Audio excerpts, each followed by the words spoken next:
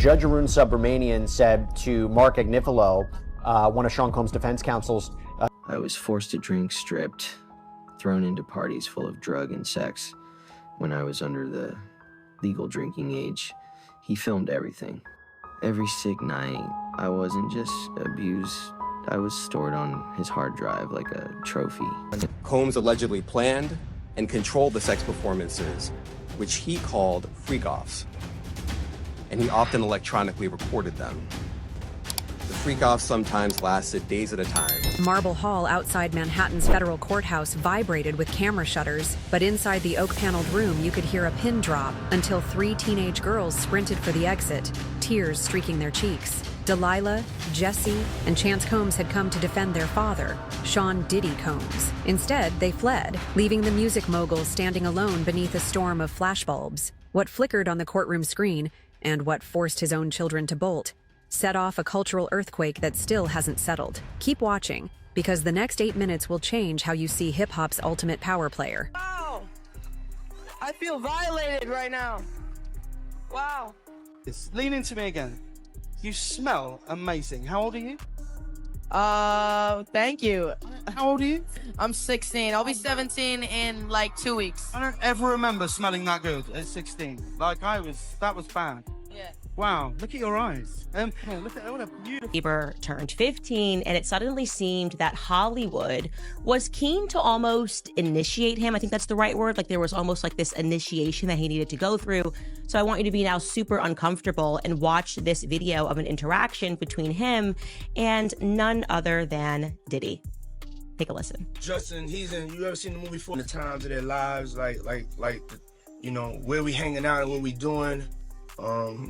We can't really disclose, but it's definitely a 15-year-old's dream. You know, I have been given custody of him. You know, he signed to Usher. I'm signed to Usher. I had legal guardianship of Usher when you know he did his first album. I did Usher's first album. I don't have legal guardianship of him, but for the next 48 hours, he's with me. So and we gonna go full.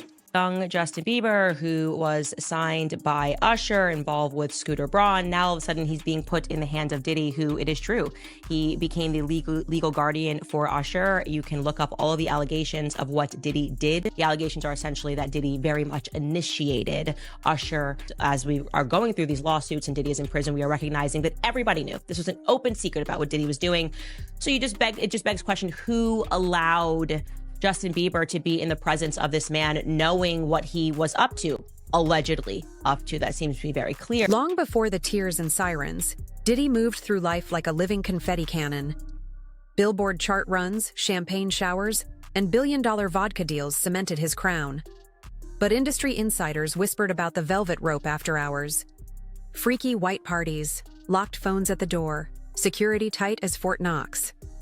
What looked like harmless excess to fans felt, to certain guests, like a gilded cage. Even back in 2005, rumors floated that his private nightlife came with strict rules: who touched whom, which pill to swallow, how bright the sconces should glow. Nobody spoke publicly. The price of entry was silence. Until one woman finally refused to stay quiet, and 2023 would rip the velvet curtain clean off the stage. Cassie Ventura walked away from Bad Boy Records years earlier, but in November 2023, she walked straight into civil court, lobbing a 35-page lawsuit that landed like a grenade. The filing accused Diddy of coercion, violent control, and forcing her across state lines for what prosecutors later called commercial sex acts. Less than 24 hours later, the case settled for a reported $20 million, an eye-blinking speed that left lawyers and fans gawking. The settlement gagged neither Twitter nor trauma. Surviving Diddy trended for 72 hours. Backup dancers DM'd journalists. A former house manager hinted at video files nobody should own. The chatter didn't die down, it metastasized. Inside a Brooklyn field office, federal agents started comparing notes, and by early 2024, they were ready to move. They just needed one excuse, and a private jet's flight plan gave them exactly that. Sunrise on March 27, 2024. 6 black SUVs swing into Miami's Palm Island. By 7 a.m., Homeland Security agents are battering down the mirrored doors of a $48 million waterfront palace. 35 minutes later, a second team hits Holmby Hills, in Los Angeles. Both squads walk out with hard drives, burner phones, designer duffels stuffed with cash, and 2 ledgers labeled Party Logistics. A source inside the Miami search claims staff tried to wipe CCTV feeds on the fly. Too late. Agents carted off the server racks. TMZ splashed drone shots of seized luxury cars across breaking news banners. Diddy's attorneys dismissed the action as phishing. Federal prosecutors smiled and said nothing, their silence louder than any press conference, because buried in that mountain of seized silicon was a file folder named simply White Party Archive. Fast forward to May 2025.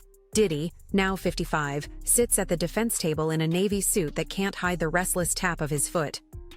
Across the aisle, a woman the indictment calls Jane tells the jury how he flew her from Atlanta to Vegas for 36-hour hotel nights. She says he threatened to yank her apartment lease when she begged male escorts to use protection.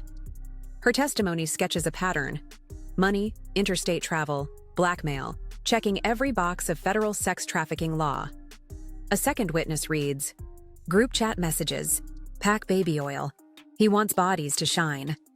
Diddy's lawyers counter that all the encounters were consensual, spiced by mutual kinks and the occasional argument. Jurors lean forward anyway. They know prosecutors still haven't shown the pièce de résistance, the 2018 White Party video, rumored to feature 8 celebrities and a woman whose name alone can break the internet, Kim Porter. And when that clip finally rolls, the Combs empire won't just crack, it will splinter like glass. The courtroom lights dimmed, and for 3 beats the entire room inhaled. The screen flared to life, revealing a camera phone's shaky glide through a neon-washed living room. Bodies shimmered under stage lights. A DJ looped a bass line so deep, the video mic rattled. In the foreground, a woman lounged on a white leather sofa, eyes half-lidded, satin robe sliding from one shoulder. Jurors leaned closer, then froze. The face was unmistakable. Kim Porter, the model who'd shared 3 children with Diddy and died in 2018 from what coroners called lobar pneumonia. A hush cracked into gasps when Delilah and Jesse realized what they were seeing. Their chairs scraped the floor, and the twin sisters bolted, hands over mouths, sobs echoing down the corridor. Chants followed, hot tears glinting under fluorescent hallway lights. Reporters in the gallery whispered, "His own girls can't. Watch." People magazine broke the scene within minutes. Sean Combs's 3 daughters fled the courtroom in tears as explicit party footage rolled on the monitor. On screen, a timestamp stamped June 3, 2018, 03:17 a.m. flickered over Porter's image. The room around her looked less like a mansion parlor and more like a set. Professional spots, a rack of lace outfits, 2 security guards in the doorway. Prosecutors called the clip a fragment from the White Party Archive, one of 8 drives seized in the Miami raid. Every eye snapped back to Diddy, his hands pressed flat on the defense table, knuckles blanched, jaw tight. But he didn't stand this time. With his children gone, the eruption fizzled into an eerie stillness. The jury watched the 5-minute excerpt in silence that felt ocean deep. When the lights brightened again, several jurors blinked hard, as if surfacing from water. A court officer collected tissues from the rail. And just like that, the government's central thesis snapped into focus. These gatherings weren't random orgies, but meticulously scripted performances, directed by a single man who kept the footage as leverage. A defense attorney rose to object, calling the video contextless erotica. But the damage was done.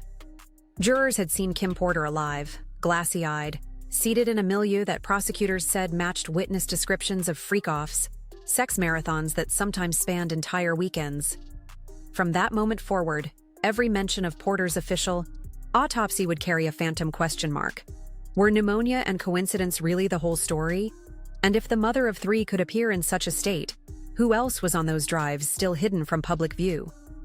Kim's death had once felt tragically simple. Sudden flu-like symptoms, a weak cough, a collapse at her Toluca Lake home.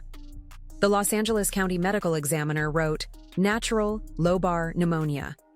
Conspiracy theories floated for a week, then sank beneath tributes and candle emojis. But resurrection is easy when new footage surfaces. Now, social feeds that once mourned Kim were ablaze with questions. Why did a supposedly bedridden woman fly to Miami for a party?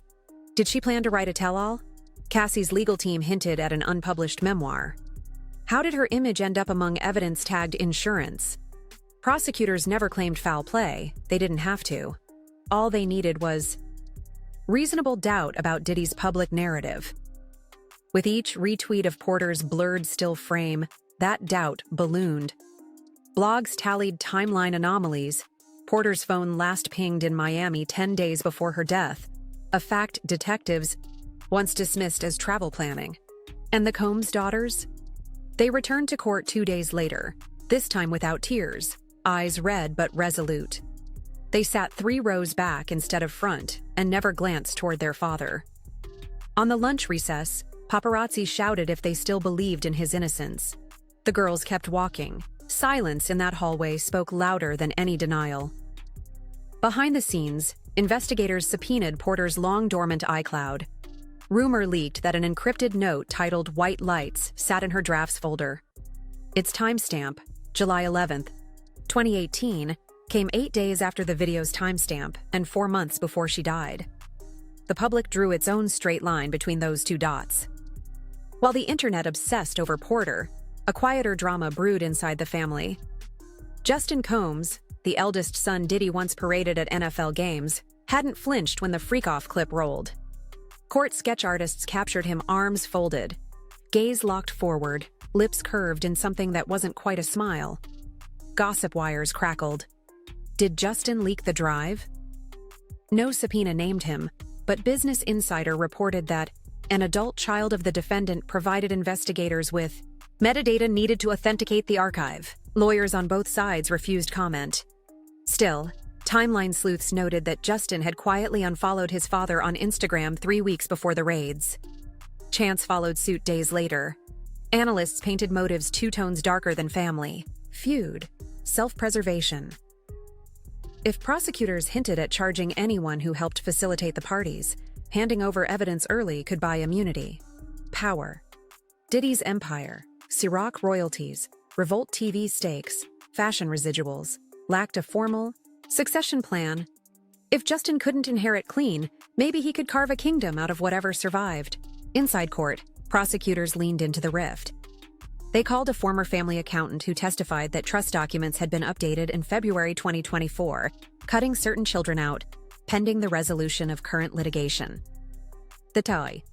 Jury didn't need a decoder ring. The king was already guarding his gold from heirs he no longer trusted. Outside court, fans split into camps. Sure Team Kim, sure Team Cassie, sure Team Justin, sure Team Nobody. Revolt TV's board issued a statement pausing executive involvement from its founder. Ciroc's parent company yanked limited edition summer citrus ads within 48 hours.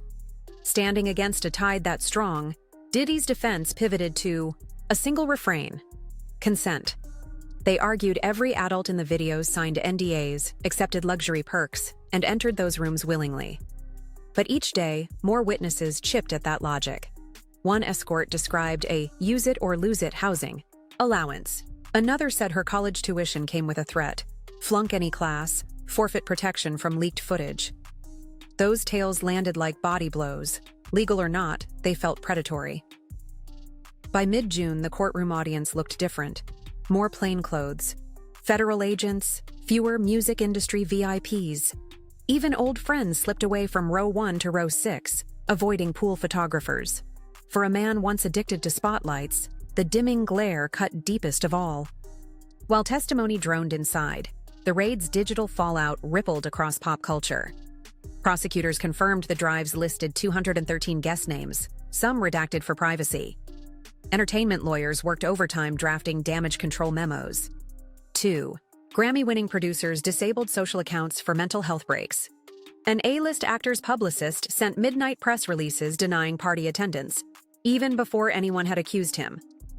Brands moved faster than the courts. Luxury fashion house Amiri postponed its collaborative capsule with Diddy's label. A tech streaming giant canceled a docuseries about Bad Boy's 30-year legacy.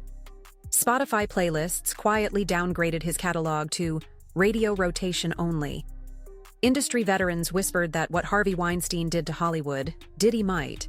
Due to mainstream music, not one executive wanted to be next in line.